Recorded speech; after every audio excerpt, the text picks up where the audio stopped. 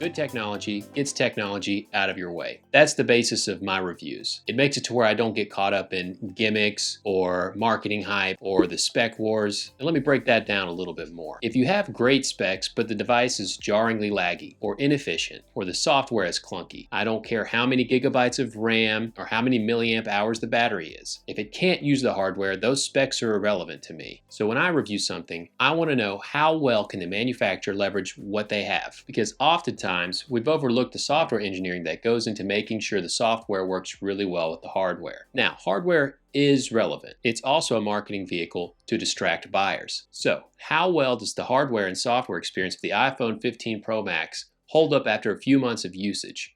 And is it still a good buy in 2024? Let's get into it. To me, the smartphone and the iPhone has always embodied that simple principle. Good tech, getting tech out of your way. For instance, it got MP3 players out of your way, GPS devices, laptops, computers, calculators, watches, guitar tuners, and of course, cameras. And since it's done this in its simplest forms, I've always considered it a great device, even in the days when I was an Android purist. And I would take any new Android device that I'd purchased, immediately root it, and install stock Android. I knew then that the iPhone was formidable, even with its seemingly inferior hardware at the time. Now, that's not the case today. The modern iPhone actually has really robust hardware that can really compete toe-to-toe with some desktops. The iPhone hardware is not all around better than Android. It's just different. And Apple's focus has always been on user experience, in which software gets the hardware limitations out of your way. On the opposite spectrum, I see Android devices leverage specs or some software feature that you'll only use one time as a gimmick to garner some marketing appeal. And some of those specs are valuable, but really I don't like getting confused with specs. I want to know how we can utilize the phone, how it's going to change my day-to-day life. And even then, the iPhone specs are not bad. It's still no slouch, and it's running on an A17 Pro chip, which is on a 3nm process, and it's kind of the elephant in the room for competitors at this time. So while I say hardware is important, but not my focus, realize that we're still getting extremely potent hardware with this device, and now it's interacting with an almost double-decade-old vision of ensuring a solid software experience. Now, the convergence of Apple's experience-first vision becoming supercharged with what is one of the most industry-breaking CPU architectures, we're getting the iPhone out of the way as we're breaking into professional workloads. And really, at a high level, these have loosely been my thoughts since the iPhone X when they started launching those Bionic processors. But that's not why you're here. You want to know if the iPhone 15 Pro Max still holds its own in 2024. And I'll give you the TLDR, it absolutely does. The iPhone's been great for years. And I think there's a common consensus that these devices hold up pretty well over time in general. A lot of that's attributed to their software support long term, which Apple seems to be unparalleled in the past few years. That's with a caveat now, where Google is now promising support of their $1,000+ phones in a similar fashion, with software updates that extend on as they should be. So while I would argue that my iPhone 13 Pro would hold up very well in 2024, of course I'm going to say that the iPhone 15 Pro Max is going to hold up extremely well. But I think there's some things that I'm uniquely qualified to talk about with this device, because I've used it at a capacity I've never used an iPhone before at. So let's get into it. I got the iPhone 15 Pro Max the day it came out. Natural titanium, 256 gigabytes, and it's holding up well. No nicks, no scratches. Now the same couldn't be said about my iPhone 13 Pro, which started to show some wear on the stainless steel sides. I also hoped when I purchased the titanium finish that it wouldn't show scratches as frequently, and that seems to be the case after just a few months of usage. My initial impressions of the device as I unboxed it was, wow, this is much lighter than I thought it would be. And that's part of Apple's marketing, is that this device was supposed to be lighter because of its new titanium frame, and I thought a lot of it was marketing hype, but actually no. The device is actually more comfortable, it's lighter, and that lightness isn't really associated with cheapness. I've picked up some devices before that felt light but also cheap, despite their aluminum build. In this situation, the titanium, it feels lighter, but the phone's well balanced. And I think that's one thing people overlook, is some devices can get a little heavy up here at the top, but Apple's done a really good job of making sure this device is balanced as well as rounded on the edges. It feels very good to hold in the hand. Now, 4 things came to the iPhone's shell this year, and one of those was of course that titanium, but also 2 more welcome additions would be USB-C, and then we've also got the action button, which I'll go into a little bit later. Another thing that came to the shell of the iPhone is some upgraded sensors, one of which is a 5x telephoto lens, which I'll get into that a little bit more as we talk about the camera. So overall, the device is packaged pretty well. The dynamic island doesn't really bother me too much. I think there are some better approaches to notches or hole punches that Apple could eventually explore. The features that come with it aren't really revolutionary in my opinion, but it's nothing obtrusive. Okay. Snowed 9 inches here in Tennessee, and so I think I'm hearing some snow run off the tiny house. Everything in this house is very loud because, it's only 399 square feet. So if anything goes on, trust me, I hear it. Anyways, I digress. I have no complaints about the display, the dynamic island. Both of those things are great. The display is going to get plenty bright outdoors. It's plenty bright indoors, of course. It's great color reproduction. And of course, it's 120 hertz or ProMotion, which is the main reason why I bought the 13 Pro originally, is because all of my devices now are either ProMotion, 120 hertz, or there's some version of a higher refresh rate. It's a deal breaker for me at this point because once you go to a high refresh rate, it's extremely hard to go back. Regardless, the display, it does everything that I needed to do. It checks all the boxes for me. Now, the camera. I've got plenty to say about the camera, primarily the video quality, though the picture quality is also really good too. The camera is the biggest thing for the iPhone 15 Pro Max this year, and it kind of was the thing that made me take a leap and purchase it, because I'd already had pretty much everything I needed with my iPhone 13 Pro.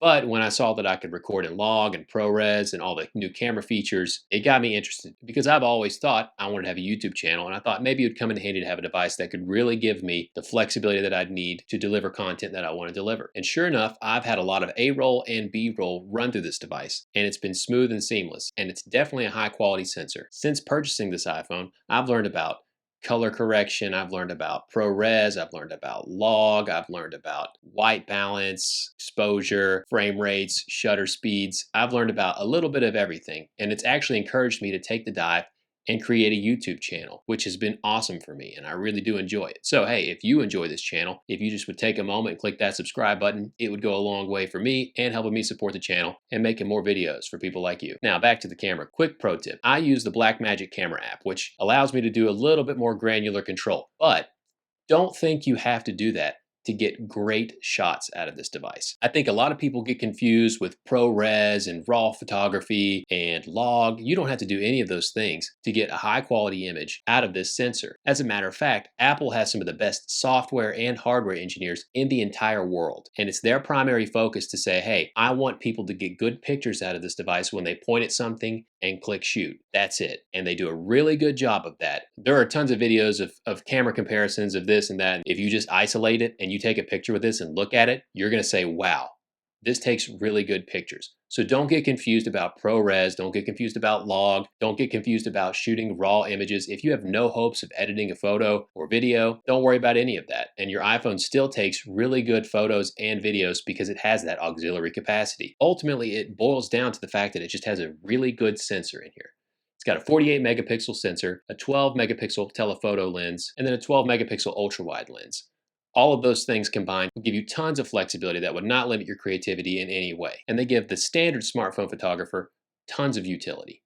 But this isn't the iPhone standard Max. It's the iPhone Pro Max. So let's get into a little bit about what makes it Pro and why that kind of changes my perspective a little bit on it. When we get into Pro territory, when you say Pro, it makes me ask the question, does this get in the way of a professional workflow? Is this device going to crumble under load, so to speak? And if you really want to see this device being put to the test, go watch the Scary Fast event where they released the MacBooks, the M3 Pros, the M3 Max, and then at the end of that entire shoot, they said, shot on iPhone, which shocked pretty much all of tech YouTube because nobody knew until the very end that that was an iPhone that shot all of that footage. Now, to be fair, that doesn't mean that you're going to be able to shoot a production like that. They had hundreds of thousands of dollars worth of rigs, and they had some of the best editors and best videographers probably in the world. So don't think you can do that quality immediately, but it just goes to show you that this device can really do professional work without crumbling under load. And that's still an incredible accomplishment for a sensor in such a thin form factor and such a versatile tool. So as a standard user, I didn't really run into any issues. And I think for the standard user, this device is more than enough to take pictures, to point and shoot, do whatever they need to do. But when we get into pro territory, there are a few things that I can notice that are starting to show some of the seams, so to speak, where the device itself might get in a professional's way. But a lot of those aren't really related to the camera. Now, if you want me to dive into the camera of the iPhone 15 Pro Max a little bit more, leave a comment down there that just says more camera. If I get a few of those, I'll do an entire camera video where I kind of take some shots and show you what you can get out of this device if you really want to put it through the paces. But let's get into a few of the seams that I see when we're talking about this device as a professional device. Now, I want to maintain a reasonable perspective here. This is very powerful and very efficient, and a lot of the seams that I've seen are actually kind of nitpicky. The device is actually still pretty good, but when you call it pro, I think it's reasonable to expand your expectation just a little bit more. The first thing I ran into was the device overheating, which is totally normal for a camera. It's totally normal for a phone, really, to overheat in extreme environments. Now, in standard usage, the iPhone never overheated for me. Some people reported that initially, and that might have been a rogue app. It was a new device, and I think Apple's probably ironed that out over time with software, and some of the apps have probably updated their software as well. But in a professional workload, this device has overheated on me one time, and is actually a pretty extreme case. So I'm honestly giving it a little bit of kudos here rather than a knock, because I put it through something I did not expect it to pass. And that was a test of recording 4K at 60 frames per second straight to an external SSD drive while charging and recording external audio, all of which sounds like an unbelievable feat for a device this thin to achieve. And even then, it still held its own. I was recording for probably 20 minutes or so while I was doing that, and it actually held up pretty well. Now, and given that's in an indoor environment, and I don't think that would be the case if I were outdoor in sunlight, I would probably experience overheating a little bit sooner. Regardless, though, I'm pushing it to some limits that I didn't know it would be able to achieve. And I think it's fair to give it kudos there, but also I was quickly reminded this is still a phone. And now, while I overheated while recording ProRes log footage, one thing that I think is excluded for professionals is 4K 120 frames per second. I don't know what the limitation is here, but I do know that we can get 1080p 120 frames per second, but it'd be a real nice to have to get 4K 120 frames per second on a device, especially one that we're calling Pro, because that can give us a lot smoother footage. We can get a lot more data through the sensor, but I'm sure there's some physical or hardware limitation that's preventing that. I just think it'd be a nice to have as a professional. Another thing that I've noticed with this Pro device is that there is some incompatibility with one of the most universal ports in the world, and that'd be USB-C. Now, I was able to do quite a bit with the USB-C port. However, I had my run-ins with building an external SSD enclosure that led me down a very treacherous path. Basically, this USB-C port's kind of limited by its ability to output power. I ended up making probably 3 or 4 different variants of external SSD enclosures, trying to find the fastest storage that I could that was also the lightest and most efficient. I naturally gravitated towards an NVMe drive because those are swappable. The storage is a little bit cheaper than it would be had I bought a Samsung T7, for instance, and I could always upgrade it or update it if I ever needed to. Now, I've tried several different variations of an NVMe drive with this device, and I found that PCIe 4.0 would never work, and you had to stick with PCIe 3.0, and even then, some drives just drew too much power, and it wouldn't work anyways. So some enclosures would work, some drives wouldn't work, some drives would work, some enclosures wouldn't work. Now, if that wasn't English to you, that's because it's probably not important. And at the end of the day, that's a very unique niche case that a professional might do. Really, it's more of a tinkerer thing because I prefer to have control over everything that I possibly can when it comes to hardware. Anyways, I ended up just biting the bullet, getting a Samsung T9 because that offered the highest speed that I could transfer from my Mac to the drive, but was still also compatible with the iPhone. Basically, the iPhone's only going to be able to transfer at 10 gigabits per second, while the drive that I purchased can do 20 gigabits per second. So it'll never realize that kind of speed on the iPhone.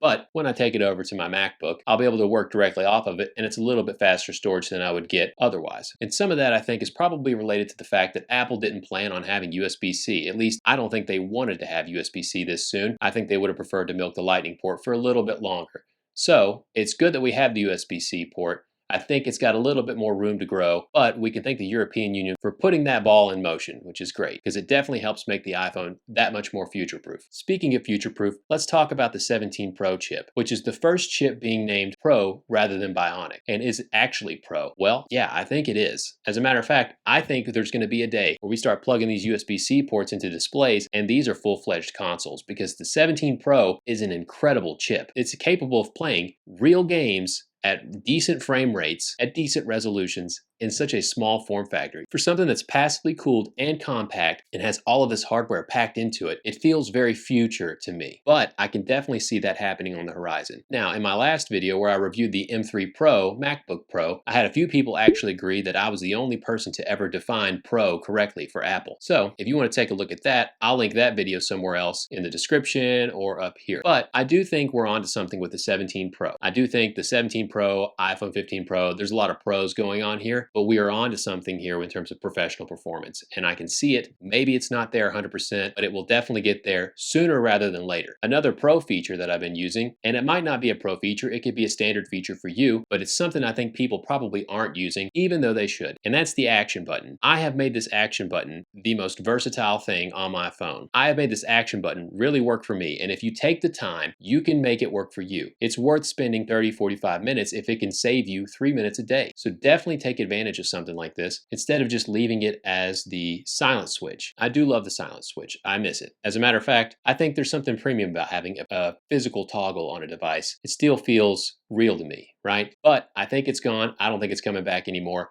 So the sooner you get used to having the action button and maximizing its capacity, the sooner you future-proof your next iPhone. What have I done with it? Well, I have programmed it to launch Blackmagic camera app, both in 60 frames per second and 24 frames per second 4K. It will also lock the ISO, it will lock the shutter speed at the appropriate shutter speed, and I've set it to do a lighter codec if I need to. All of these things enable me to shoot B-roll the moment that I'm ready to shoot it. Or if I'm trying to shoot something for smooth footage, I can jump straight into 60 frames per second and get right into a video. It's changed the game for me. As a matter of fact, I use it even when I'm in the Blackmagic app just to switch over to something quickly rather than having to dial through each individual setting. On top of that, I've also programmed it to launch the lighting app that I have to change the lighting in the room should I need to. I've programmed it to launch the DJI Mimo app for my Pocket 3, which I'm actually filming on right now. And if you want a review on that, let me know in the comments below. This device has been pretty sick, so if you want me to do a review on it, I would be more than happy to. I've also got it set up to make it to where I can easily airdrop media should I need to, and it can launch YouTube Studio where I can check on my metrics. And finally, I have it to launch the battery app where I actually frequently toggle the 80% maximum battery charge feature on and off based on what I expect my day to look like. Now that gives me a perfect segue into battery life. This phone's been pretty good on battery life. I haven't had to worry about it. As a matter of fact, I've set a hard limit to charge only to 80%. Why do I do that? Well, most of the wear on a battery actually happens from 80 to 100%. So with this new iteration of iPhones, they've actually enabled you to stop the charging at 80% approximately, which should prolong the battery life and health of your battery. Now, I have a toggle set up just in case there are days where I want to film and I expect to use more of the device. I do think the 20% actually comes in handy on those days, and it's something that I kind of have to prepare for. But really, if it's just a normal day for me, the 80% gets me through, and I can typically have 15 to 20% left when I go put it on the charger at night. But don't feel like you need to do that because the iPhone still has really good optimization software for their batteries. You can let it charge to 100%, and the iPhone will actually calibrate itself to when you frequently charge or when you don't charge.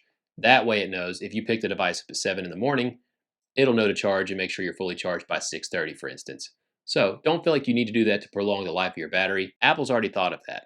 And there's a ton of things that people do with iPhones that they think is actually helping their device, and it's not, like clearing out your apps from your memory. I'm sure I'm going to get a lot of hate for that one, but Apple's thought about that. They don't want you to have to deal with swiping your applications out of memory. As a matter of fact, it kills your battery if you do that, because every time you swipe up and close out an application, when you go to relaunch it, you have to use your CPU or whatever you have to do. You have to render it with the GPU. That actually takes more power to do that than it would be to recall that application from your RAM. So when you have to think about something with an iPhone and you feel like you're overthinking it, you probably are. Just use the device. The device is supposed to get out of your way. Remember that. But back to battery. Another reason why it doesn't bother me to charge to 80% is because I'm surrounded by USB-C ports. All my devices use USB-C. I can charge my MacBook with USB-C. I go to work and people have Windows laptops. They charge with USB-C. The USB-C cables are everywhere, so I really don't have any issue, at least charging up if I need to midday at 80%. But even then, the battery's probably not going to be a concern for you. It can get you through a solid day of usage. It doesn't really matter. It's non-issue for me. It probably would be for you. It works very well. It gets me through a day, and that's really all that matters. Overall, the iPhone's not only suitable for 2024. I think this device is going to serve me well for the next few years because I see a ton of future-proofing in this device and future utility. So let me give you an example. USB-C, I'm sure there's going to be tons of things that come out that will leverage this USB-C port in ways that I haven't even thought of yet. Another thing is the fact that this can shoot in log for professionals. It can allow you to have footage that is color matched to other footage that you have. For instance, if you have an Osmo Pocket 3 and you shoot in log, you can then have a Rec 709 LUT and then take your iPhone footage and use a Rec 709 LUT there. And now you've got color matched footage across two different devices. And so really having log allows the device to be much more versatile long term.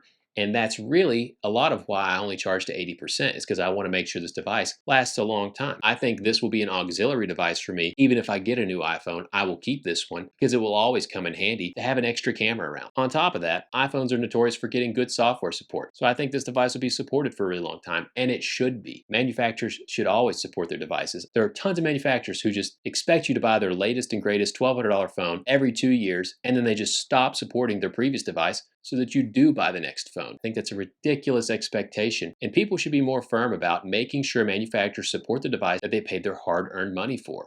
Apple's not one of those culprits. They do a great job about supporting their devices, and so I do expect to have tons of software updates to keep this device up to date, and the hardware is good enough for Apple to probably struggle to hamper the performance of over time, but we'll see about that. Anyways, if you're still around, glad to have you. If you like the video, please like. If you like me, please subscribe. If you want to see any other content about this device, like if you want me to do a camera test, if you want me to do a gaming test, just leave a comment and I'll totally do one. If I get enough comments that say more camera, I'll do an in-depth review of this camera and put it through its paces for you all. Also, I just want to say thank you for stopping by and watching the content. I get a lot of comments now, and I always say I read all the comments and I comment back. And it's getting to the point where it's overwhelming, but I love it. I get great comments from so many of you saying, great job, keep it going. Those things are great to hear. And as a matter of fact, it shocked me to see that I get viewers from all around the world. Anyways, that's it for me. Until next time, see you guys later. Bye.